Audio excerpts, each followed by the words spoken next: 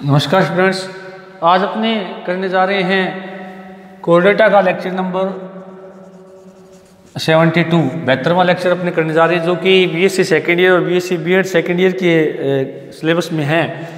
अभी तक देखिएगा अपने जो चल रहा था टॉपिक वो था blood vascular system of amphioxus, blood vascular system of amphioxus. बहुत आसान सा टॉपिक है, कोई ज़्यादा कठिन नहीं है, बस थोड़ा सा आपने को ध्यान से इसको देखने की आवश्यकता है। तो देखिएगा इसमें कि अपने बात कर रहे थे कि इसके अंदर जो है हार्ट एब्सेंट होता है, उसके अलावा ब्लड जो पाया जाता है उसके अंदर किसी प्रकार का पिगमेंट इसमें नहीं पाया जाता। ब्लड तो पिगमेंट नहीं पाए जाने के कारण क्या होता है कि ब्लड केवल और केवल भोजन तथा उत्सर्जित पदार्थों का परिवहन करता है। उसके बाद में इसमें बताया था कि तीसरा जो पार्ट होता है वो ब्लड वेसल्स होती हैं। ब्लड वेसल्स जो होती हैं वो धमनी और शिराओं के रूप में ही पाई जाती है, और साथ में इसके अंदर जो धमनी और शिराएं जो होती हैं वो ही संकुचन और शीतलन करती है, जिससे क्या है ब्लड का फ्लो क्या है बार बार होता रहता है। अब देखिएगा आपने जो बात की थी कि इसके अंदर जो मेन वेसल्स हैं तो उसके बारे में आपको बताया था कौन कौन सी होती है। सबसे पहले साइनस वेनोसस बात की थी अपने, साइनस वेनोसस पहला भाग कौन सा है, साइनस वेनोसस। दूसरा भाग जो है, जो दूसरा भाग है वो है वेंट्रल एरोटा। वेंट्रल एरोटा क्या नाम है दूसरा, वेंट्रल एरोटा। तीसरा जो है वो है डोर्सल एरोटा। दूसरा अगला भाग कौन सा है, डोर्सल एरोटा, डोर्सल एरोटा। उसके बाद में अगला भाग जो बताया था आपको subintestinal vein, subintestinal vein. उसके बाद में बताया था hepatic portal vein, hepatic portal vein. उसके बाद में आपको बताया था 6 नंबर पे कार्डिनल वेंस और पैराइटल वेंस, 6 नंबर पे कार्डिनल वेंस और 7 नंबर पे था पैराइटल वेंस। तो इस प्रकार से ये 7 जो मुख्य वेंस हैं, क्योंकि मैंने बताया था इसके अंदर जो है हार्ट होता नहीं है, इसलिए इसकी जो मुख्य भूमिकाएं रहती हैं वो इन वेसल्स की रहती हैं, मेनली इन वेसल्स की रहती है, क्योंकि ये इनकी जो दीवारें हैं इनके अंदर संकुचन होता रहता है। दीवारों में संकुचन जब होता है तो उससे रक्त का जो है फ्लो लगातार बना रहता है, और साथ में ये जो है रक्त का प्रवाह भी बनाए रखती है, रक्त को पूरे शरीर के अंदर सर्कुलेट भी करती है। तो अपने बात कर रहे थे सबसे पहले साइनस वेनोसस की। तो साइनस वेनोसस आपको बताया था कि ये फेरिंक्स के पश्च सिरे या जो मिडगट डाइवर्टिकुलम आपको बताया था, मिडगट डाइवर्टिकुलम जो भाग होता है उसके जस्ट नीचे की ओर एक पतली भित्ति का कोष होता है जिसको हम कहते हैं साइनस वेनोसस होता है। और साइनस वेनोसस का कार्य आपको बताया था कि कोष का मतलब क्या हुआ कि छोटा सा फुली हुई संरचना होती है ये, और यहाँ पर फूलने का कारण क्या हुआ इसका कि जितनी भी वेसल्स, जितनी भी ब्लड वेसल्स शरीर से आती हैं, खासकर वेंस जितनी भी होती है बॉडी की, वो सारी की सारी मिलकर के साइनस वेनोसस का निर्माण करती है, और इस कारण से जितनी भी वेंस आपस में मिलते हैं तो वहाँ पर एक फुली हुई संरचना बनती है, उसी को साइनस वेनोसस कहा जाता है। और ये कहाँ पर होता है, मिडगट डाइवर्टिकुलम के ठीक नीचे, या यूँ कह सकते हैं फेरिंक्स के पश्च सिरे के ठीक नीचे की ओर पाया जाता है, अदर पोजिशन पर पाया जाता है। और इसका कार्य मैंने बताया था कि शरीर की जितनी भी वेंस है वो सारी आकर के यहाँ खुलती है, इसलिए रक्त जो है शुद्ध है वो साइनस वेनोसस के द्वारा इकट्ठा किया जाता है। फिर करते हैं बात अपने वेंट्रल एरोटा की। वेंट्रल एरोटा जो होती है ये साइनस वेनोसस से निकल करके आगे की ओर एक बड़ी वैन होती है, जो कि अब आपको नाम से क्लियर हो रहा है वेंट्रल पोजीशन पे होती है। और साइनस वेनोसस से निकल करके ये क्या होती है कि जो शरीर का अग्र सिर है उधर की ओर गमन करती है, और ये ठीक जो वेंट्रल पोजीशन होती है उसके ठीक बीच के अंदर पाई जाती है। ये नहीं कि कोई दाईं या बाईं साइड में होती है, ठीक क्या होती है, बीच में होती है। और ये जो वैन होती है वेंट्रल एरोटा, ये एक सब एंडोस्टाइल ग्रूव होती है। एंडोस्टाइल वाला जो भाग होता है उसके पास में या उसके ठीक, या यूँ कह सकते हैं कि फेरिंक्स की जो नीचे का भाग होता है वहाँ पर एक सब एंडोस्टाइलर ग्रूव पाई जाती है। उस सब एंडोस्टाइलर ग्रूव जो है एंडोस्टाइल की ग्रूव होती है, इसलिए इसको सब एंडोस्टाइलर ब्रांच भी कहा जाता है। सब एंडोस्टाइलर वेसल भी कहा जाता है, इसका एक नाम और है। क्यों? क्योंकि ये सब एंडोस्टाइल जो ग्रूव होती है, जो कि डाइजेस्टिव ट्रैक के जस्ट क्या होती है, नीचे स्थित होती है उस ग्रुप में, और उस ग्रुप में स्थित होने के कारण इसको सब एंडोस्टेलर वेसल या वेंट्रल एरोटा भी इसको कहा जाता है। इसके अलावा देखिएगा इसके अंदर क्या होता है कि जो ब्लड है इसके अंदर, वो मैंने बताया था कि पश्च सिरे से अग्र सिरे की ओर बहता है। किधर से किधर बहेगा इसके अंदर, पश्च सिरे से अग्र सिरे की ओर बहता है। इसका मतलब शरीर के साइनस एंड से लेकर के अग्र सिरे की ओर रक्त जाता है, तो कौन लेके जाती है, वेंट्रल एरोटा।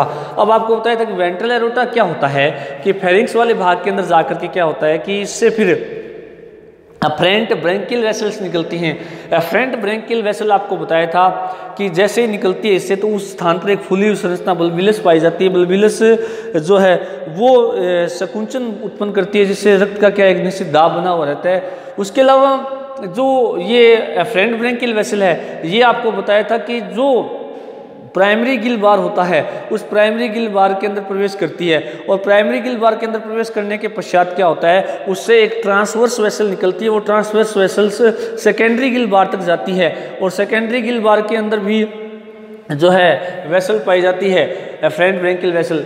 अब देखिएगा कि एफरेंट ब्रेंकियल वेसल चाहे वो प्राइमरी गिल बार की हो चाहे वो सेकेंडरी गिल बार की हो, वो आगे की ओर जिसके अंदर खुलती है उसको इफरेंट ब्रेंकियल वेसल कहते हैं। कि क्या कहते हैं उसको, इफरेंट ब्रेंकियल वेसल कहते हैं। तो इस प्रकार से एफरेंट ब्रेंकियल वेसल्स होती हैं वो आगे की ओर इफरेंट ब्रेंकियल वेसल्स के लिए अंदर की ओर खुलती है। और जहाँ पर efferent branchial vessels dorsal aorta में जुड़ती है, उस स्थान पर एक फूली हुई संरचना फिर पाई जाती है, जिसको नेफ्रिक ग्लोमेरुलर साइनस या ग्लोमस कहा जाता है। नेफ्रिक ग्लोमेरुलर साइनस या ग्लोमेरुलस कहा जाता है, और जो कि इसका उत्सर्जी पदार्थों को पृथक करने वाला क्या होता है, भाग होता है। तो ये इसकी वेंट्रल एरोटा होती है। तो वेंट्रल एरोटा में रक्त का प्रवाह पीछे से आगे की ओर होता है, और रक्त जो है फेरिंक्स में जाकर के इससे एफरेंट ब्रेंकियल वेसल्स निकलती है। अब बात करते हैं डोर्सल एरोटा की। तो डोर्सल एरोटा जो होती है, ये आपको पता ही लग रहा है कि डोर्सल पोजीशन में होती है। एरोटा बता ही दिया, महाधमनी, अधर महाधमनी जिसको पृष्ठ महाधमनी जिसको हम हिंदी में कहते हैं। अब देखिएगा डोर्सल एरोटा जो होती है, ये मैंने बताया था कि जो अग्र सिरा होता है यानी फेरिंक्स वाला भाग, वहाँ तक ये संख्या में 2 होती हैं, और दोनों यू आकार की होती हैं। परंतु अपने बात करें फेरिंक्स से पीछे पश्च सिरे की ओर ये सिंगल होती हैं, यानी इस तरह से संरचना होती है इसकी। डोर्सल पोजीशन पर यूँ होती हैं, ये इस तरह से 2 होती हैं, जब हम डायग्राम में आगे बनाएंगे इस प्रकार से यूँ होती है ये।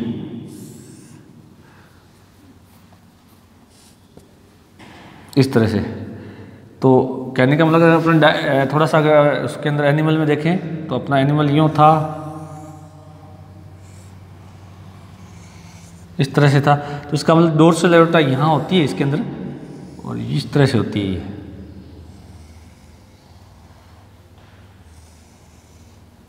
इस तरह से।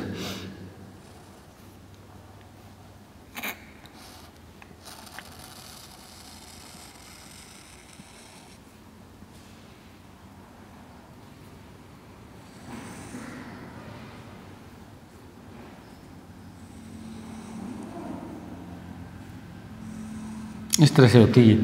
तो ये क्या होती है, ये डोर्सल एरोटा की 2 ब्रांचेज होती हैं, और ये मीडियन डोर्सल एरोटा। तो ये क्या होती है कि यहाँ फेरिंक्स यहाँ से शुरू होती है, यहाँ तक फेरिंक्स होती है लगभग। तो फेरिंक्स वाले भाग तक तो ये संख्या में 2 होती है अग्र सिरे तक, और फेरिंक्स से पीछे की ओर इंटेस्टाइन रेक्टम एनस तक यानी पूंछ तक ये क्या होती है, केवल एक होती है, जिसको मीडियन डोर्सल एरोटा कहते हैं। इसमें जो रक्त का प्रवाह पीछे से कहाँ होता है, आगे की ओर होता है, सॉरी आगे से पीछे की ओर होता है। किसमें, डोर्सल एरोटा में। तो यहाँ पर अच्छा इसकी पोजीशन की हम बात करें तो डोर्सल पोजीशन पर ये होती है, और जो अपने नोटोकॉर्ड और जो अपनी डाइजेस्टिव ट्रैक होता है इसका एम्फियोक्सिस का, उसके ठीक क्या होती है, बीच में पाई जाती है। तो ये मीडियन डोर्सल एरोटा होगी, और ये क्या है, lateral branches of dorsal aorta कह सकते हैं, अपनी की बात है। तो इसके अंदर रक्त का प्रवाह आगे से कहाँ होता है, पीछे की ओर होता है। अब देखिएगा कि जो मीडियन डोर्सल एरोटा है वो रक्त आगे जब जाएगी तो आगे रक्त को कहाँ 2 भागों में डिवाइड हो जाती है। एक तो कोडवल ब्रांच होती है, एक तो कौन सी होती है, कोडवल ब्रांच, और एक होती है इंटेस्टाइनल ब्रांच, इंटेस्टाइनल आर्टरी कह सकते हैं अपने, कोडवल आर्टरी, और दूसरी कौन सी है, इंटेस्टाइनल आर्टरी। तो होते हुए पीछे कोडल आर्टरी पीछे पूंछे भाग तक चली जाती है। इंटेस्टाइनल आर्टरी क्या करती है, इंटेस्टाइन वाले जो भाग होते हैं वहाँ पर एक जालक के रूप में टूट जाती है या जालक के रूप में विभाजित रहती है। और डोर्सल एरोटा जो लैटरल ब्रांचेज होती है ये अगर सिरे तक या कह सकते हैं रोस्ट्रम तक क्या होती है, फैली हुई होती है। और आपको बताया था कि जो डोर्सल एरोटा जो होता है इसकी जो हम कह सकते हैं कि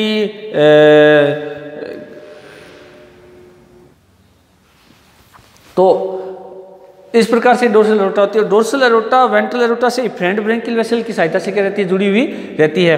और जो ये मीडियन डोर्सल एरोटा होती है ये पीछे की ओर मैंने बताया था क्वाड्रुल आर्टरी से चल करके जो पूछे क्षेत्र होता है वहाँ चली जाती है। और जो दूसरी ये हम कह सकते हैं कि इंटेस्टाइनल आर्टरी की सहायता से क्या होता है कि जो शरीर की इंटेस्टाइन वाला भाग है वहाँ पर क्या रक्त की सप्लाई करती है और जालक के रूप में क्या होती है, फैली रहती है। अच्छा, डोर्सल एरोटा जो होता है ये खासकर मायोसिल जो अपने मायोटोम्स और मायोसिल जो नाम आए थे इनको क्या रक्त की सप्लाई भी ये करती है। उसके बाद हम बात करते हैं सब इंटेस्टाइनल वैन की। अब सब इंटेस्टाइनल वैन देखिए यहाँ तक एरोटा था यानी ये रक्त की सप्लाई कर रही थी, कौन सी, वेंट्रल एरोटा और डोर्सल एरोटा। और अब बात करते हैं सब इंटेस्टाइनल वैन। अब सब इंटेस्टाइनल वैन क्या होती है कि जो क्वाड्रल वैन होती है, अब क्वाड्रल आर्टरी क्वाड्रल क्षेत्र में जा रही थी, क्वाड्रल एरिया से वापस शुद्ध रक्त इकट्ठा करने के लिए कौन होती है, क्वाड्रल वैन होती है।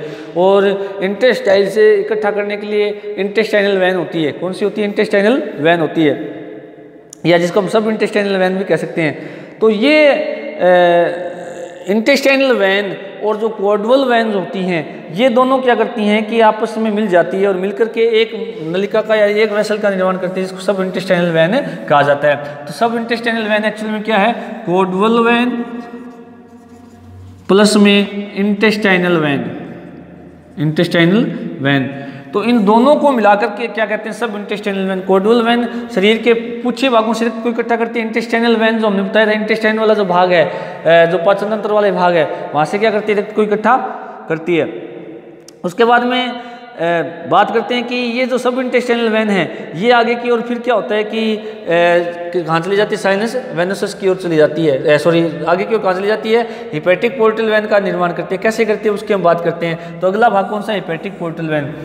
अब देखिएगा क्या होता है कि यकृत निवाहिका तंत्र, जिसको हिंदी में कहते हैं यकृत निवाहिका तंत्र, ये थोड़ा सा ध्यान रखने वाली बात है क्योंकि यकृत निवाहिका तंत्र सभी वर्टिब्रेट के अंदर, कोर्डेट के अंदर पाया जाता है, परंतु उसकी जो शुरुआत हुई थी वो एम्फियोक्सिस से हुई मानी जाती है, यानी एम्फियोक्सिस के अंदर सबसे पहले देखा गया यकृत निवाहिका तंत्र। अब देखिएगा निवाहिका तंत्र क्या होता है, इसकी मैं थोड़ी परिभाषा बता देता हूँ। होता क्या एक्चुअल में कि अब हम देख रहे हैं कि जो जैसे अपने बात की थी कोडल आर्टरी कोडल एरिया में रक्त लेके जा रही है और कोडल वैन उसको वापस ला रही है, इंटेस्टाइनल एरिया के अंदर रक्त लेके जा रही है इंटेस्टाइनल आर्टरी और वहाँ से वापस रक्त को लेके आ रही है इंटेस्टाइनल वैन। इसका मतलब प्रत्येक शरीर के भाग में शुद्ध रक्त लेके जाने के लिए उसकी आर्टरी और अशुद्ध रक्त लाने के लिए उसकी क्या होती है, वैन होती है। परंतु पोर्टल सिस्टम क्या होता है, इसकी परिभाषा की यदि हम बात करें, इसकी डेफिनेशन की यदि बात करें कि किसी अंग का शुद्ध रक्त ले जाने के लिए तो उसकी खुद की आर्टरी होती है, परंतु उसका अशुद्ध रक्त ले जाने के लिए उसकी सिरा नहीं होती है। यानी यूँ कह सकते हैं कि जब किसी अंग का अशुद्ध रक्त या इम्प्योर ब्लड अन्य किसी अंग द्वारा हृदय तक पहुंचाया जाए, यूँ कहते हैं अपने बातें, यहाँ हृदय नहीं है एक्चुअल में, मैं एक बेसिकली परिभाषा बता रहा हूँ आपको पोर्टल सिस्टम की क्या होती है कि जब किसी अंग का अशुद्ध रक्त सीधे हृदय में न जाकर के किसी अन्य अंग की शिरा के द्वारा हृदय में पहुंचाया जाता है तो उसको हम पोर्टल सिस्टम कहा जाता है। और यहाँ पर नाम आ गया हिपैटिक पोर्टल सिस्टम।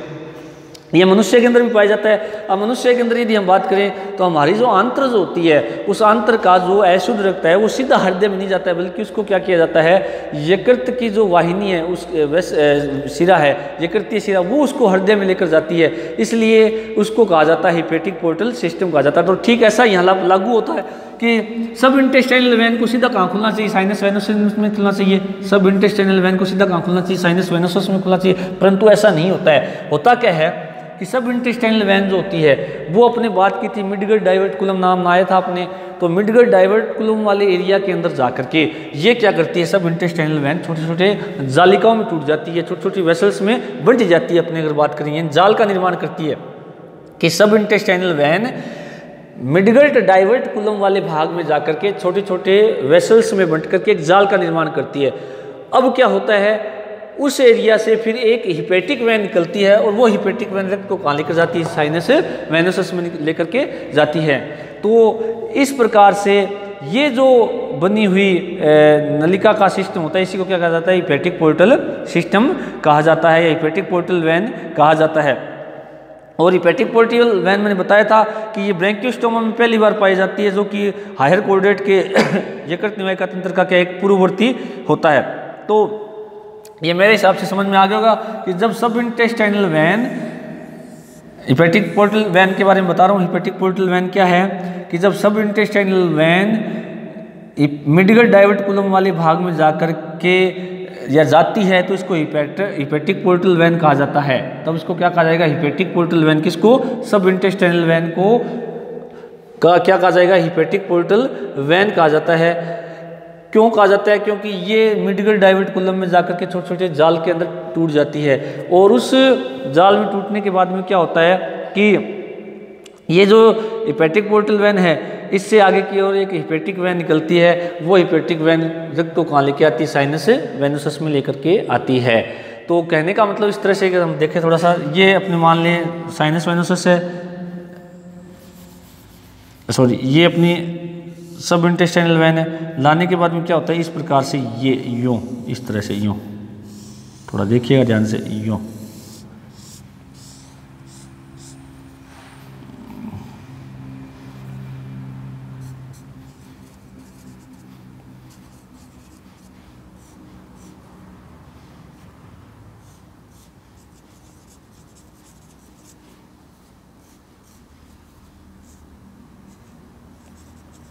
इस तरह से। तो ये सब इंटेस्टाइनल वेन आ गई। अब इस जो वेन यहाँ पर ये मिडिगल डाइवर्टिकुलम वाला एरिया यहाँ प्रवेश करे, इसको कहते हैं हिपैटिक पोर्टल वेन कहा जाता है। हिपैटिक पोर्टल वेन में जब जाती है तो ये प्लक्सस के रूप में टूट जाती है, जालक के रूप में टूट गई है और इन जालक से भी छोटी छोटी निकल करके एक मुख्य वेन का निर्माण करती है, इसे हिपैटिक वेन कहा जाता है। क्या कहा जाता है इसको, हिपैटिक वेन।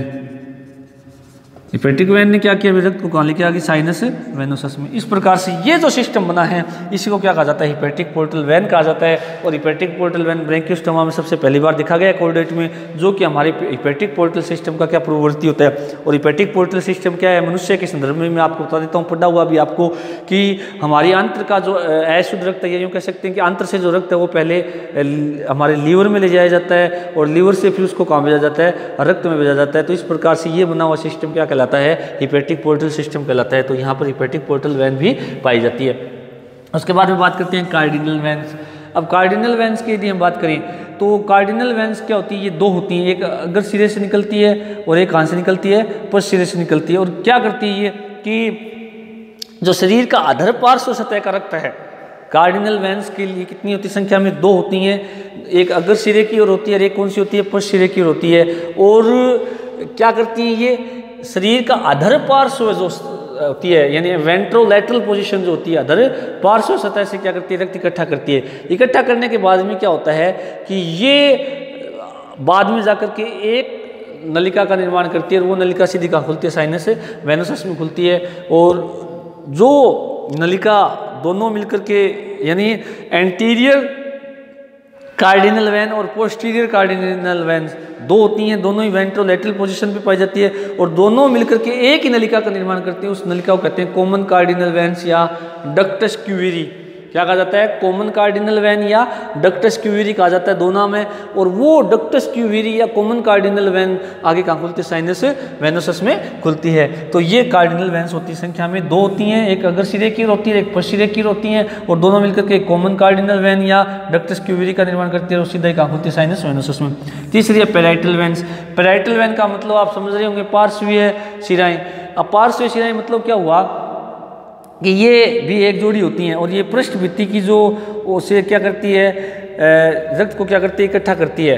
क्या करती है, ये शरीर की जो पृष्ठ भित्ति है वहाँ से, यानी एक लेफ्ट में होती है और एक कहाँ होती है, राइट में। कौन सी, पैराइटल वेन। ये देखिएगा एक अग्र सिरे की होती है, एक पश्च सिरे की होती है। ये क्या होती है, केवल ये भी दो होती हैं, ये एक लेफ्ट में होती है और एक कहाँ होती है, राइट में। और किधर की ओर होती हैं, ये पैराइटल। पैराइटल का मतलब हुआ कि जो आंत्र का पार्श्वीय भाग है वहाँ से रक्त को क्या करती है, ये इकट्ठा करती है। और ये जो है पैराइटल वेन जो है आगे जाकर के क्या करती है, साइनस वेनोसस के अंदर ये भी खुल जाती है। और ये जो रक्त है आंतर के ऊपर ये कुछ समय के लिए चलती है, आंतर के ऊपर ही मतलब ये कह सकते हैं पाई जाती हैं। कौन सी? पैराइटल वेन आंतर के ऊपर पाई जाती है, उसके साथ साथ कुछ दूरी तक साथ चलेंगी, उसके बाद में नीचे की ओर मुड़ करके किस में खुलते हैं? साइनस वेनोसस में खुलते हैं। इसका मतलब ये हुआ कि जो जितनी भी वेन्स हैं वो सारी साइनस वेनोसस में खुलती है और मिलकर के क्या करती हैं? एक फुली हुई संरचना का निर्माण करती है, उसी को साइनस वेनोसस कहा जाता है। और ये रक्त जो है शुद्ध इकट्ठा हुआ है उसको फिर क्या करती है? ये आगे किस में भेजती है? वेंट्रल एरोटा में। वेंट्रल एरोटा देखिए, अगर सिस्टम बताता हूँ कि साइनस वेनोसस ने क्या किया? रक्त को इकट्ठा किया, चाहे वो कौन कौन सी हो सकती है? सब इंटेस्टाइनल हो, चाहे कार्डिनल वेन हो, चाहे पार्शियल वेन हो, पैराइटल वेन हो, चाहे हेपेटिक पोर्टल सिस्टम हो, सब जगह से ऐसे रक्त कहाँ पे? साइनस वेनोसस में। साइनस वेनोसस उसको कहाँ भेज देता है? वेंट्रल एरोटा में भेज दिया। वेंट्रल एरोटा में, वेंट्रल एरोटा उसको कहाँ लेके जाता है? फिर एफरेंट ब्रैंकियल वेसल में। एफरेंट ब्रैंकियल वेसल जो कि गिल स्लिट्स के बीच में गिल बार के अंदर पाए जाते हैं, और वहाँ से फिर एफरेंट ब्रैंकियल वेसल कहाँ जाता है? रक्त को लेकर इफरेंट ब्रैंकियल वेसल में भेज देता है। इफरेंट ब्रैंकियल वेसल उस रक्त को कहाँ भेजता है? डोर्सल एरोटा में। डोर्सल एरोटा से रक्त कहाँ सप्लाई होता है? पूरी बॉडी के अंदर सप्लाई होता है। और पूरी बॉडी के अंदर सप्लाई होने के बाद में जो शरीर की क्वाड्रल रीजन और जो आंतरीय क्षेत्र होता है, यानी पुच्छीय क्षेत्र और आंतरिक क्षेत्र होता है, वहाँ से पूरा ऐश रक्त सब इंटेस्टाइनल वेन क्या करती है? इकट्ठा करती है। इकट्ठा करने के बाद में उसको हेपेटिक पोर्टल वेन, यानी कि ये जो रक्त है वो मिडगट डाइवर्टिकुलम के पास जाकर के भेजा जाता है, उस एरिया में भेजा जाता है, उसको हेपेटिक पोर्टल वेन कहा जाता है। और वहाँ से फिर हेपेटिक वेन निकलती है, वो हेपेटिक वेन रक्त को कहाँ लेके आती है? साइनस वेनोसस में लेके आती है। और कार्डिनल वेन आपको बता ही दिया, रक्त को अग्र और पार्श्व, अग्र सिरा और पश्च सिरे की जो अधर पार्श्व सतह है वहाँ से रक्त को लेकर आती है। और पैराइटल वेन आपको बताया कि जो रक्त आंतरीय क्षेत्र का पृष्ठ पार्श्व क्षेत्र है वहाँ से किसको ये इकट्ठा करती करके कहाँ छोड़ती? साइनस वेनोसस में। इसका मतलब साइनस वेनोसस एक प्रकार से इसका ऐसा चैम्बर होता है जो कि ऐश रक्त को पूरे शरीर से इकट्ठा करता है।